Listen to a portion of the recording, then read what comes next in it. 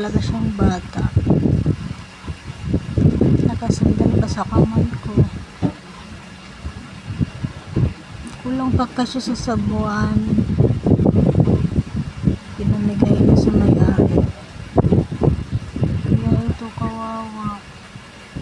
Pinagatas ko na lang siya. Hindi lang siya lumapas kumain ng kanin.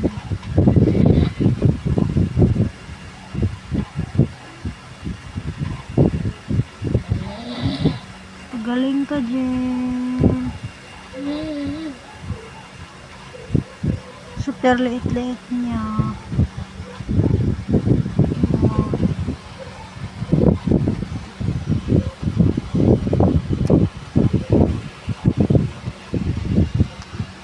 Bye!